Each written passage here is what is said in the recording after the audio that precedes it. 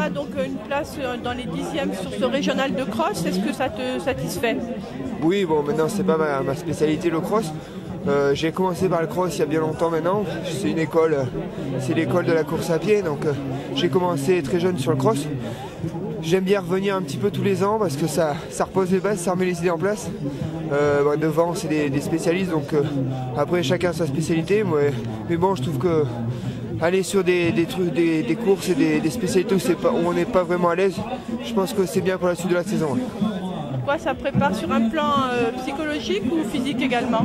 Les deux, ouais. Je pense que psychologiquement c'est bien de ne pas se reposer sur ses lauriers et pouvoir toujours remettre un petit peu du boulot sur les cannes, et donc c'est vrai et puis physiologiquement l'hiver c'est propice pour travailler tout ce qui est ces filières un petit peu rapides qu'on oublie très vite quand les premiers trails sont là. Ouais. Est-ce que tu as bien récupéré de ton exploit donc de mois de décembre pour l'événement aux États-Unis?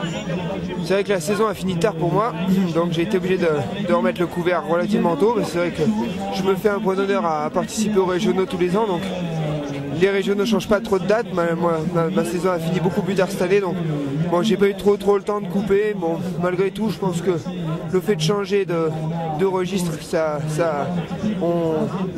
la tête se repose.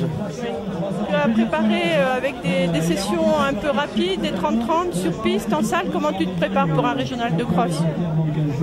Le régional de cross, en fait, c'est surtout là, on fait des séances typiques par rapport à ça, donc beaucoup plus de vitesse.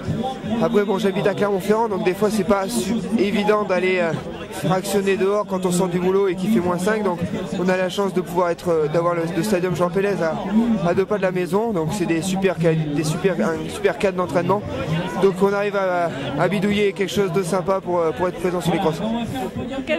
Comment va se dérouler la suite de ta saison avant le championnat du monde qui aura lieu en juillet?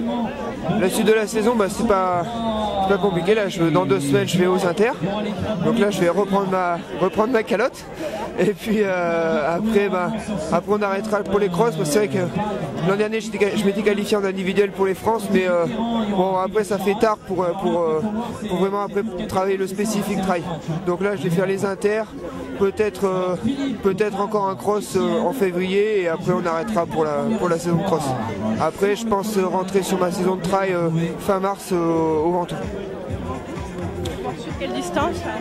La distance classique, ça doit être 45 km à peu près. Donc après, je vais essayer de voir un petit peu comment je vais monter les courses pour arriver au mieux début juillet en montant progressivement. Ouais. Okay, je crois que tu prépares également ton diplôme d'ostéopathe pour cette année. Oui, c'est vrai que c'est une année pleine cette année, puisque j'aurai un début juillet fort sympathique, parce que début de juillet je passe mon diplôme d'ostéo qui clôturera une formation de 5 ans. Donc voilà, c'est quelque chose que j'avais entrepris bien il y a maintenant 5-6 ans. Donc voilà, je serais content de concrétiser ça avec plein de petites choses cette année. Ouais. Ouais, bonne chance pour tout.